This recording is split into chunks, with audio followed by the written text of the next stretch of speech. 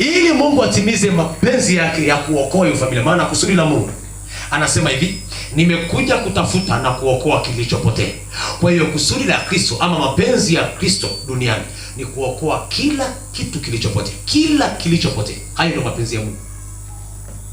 Anasema nimekuja kutafuta na kuokoa kilichopotea.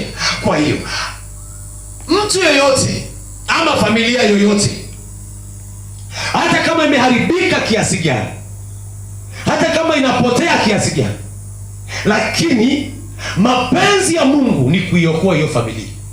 Mapenzi ya Mungu ni kuokoa hao watu. Mapenzi ya Mungu ni kuwasaidia hao watu. Lakini Mungu anafanya nini? Anamtafuta mtu ambaye huyo mtu yeye atakaa ndani yake, awe sababu ya Mungu kukaa ndani yake ili aokoe, ili mapenzi yake Mungu yapate kutimizwa. Bwana Yesu asifiwe.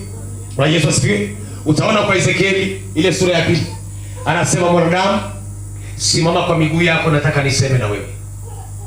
Alafu baada ya Ezekieli kusimama, Roho wa Mungu akamuingia, akamsimamisha. Alafu hapa akaanza kupewa maelekezo kwa habari ya nyumba ya Israeli. Utajiuliza, kwa nini Mungu hakuwafuata wote nyumba ya Israeli? Kwa nini Mungu ajaenda kusema na nyumba ya Israeli? Anamtuma Ezekieli. Kwa nini Mungu asiende kusema na nyumba ya Israeli? Anamfuata Ezekieli, anamwambia, mwanadamu, simama kwa miguu yako nikaseme na wewe. Nataka niseme na wewe. Maana yake nataka mtu katika nyumba ya Israeli, nataka mtu mmoja ambaye atakayekuwa sababu ya mimi kwenda kutimiza mapenzi yangu, kuokoa watu.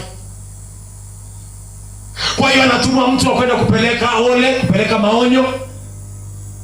Lakini Mungu angeweza kusema na kila mtu.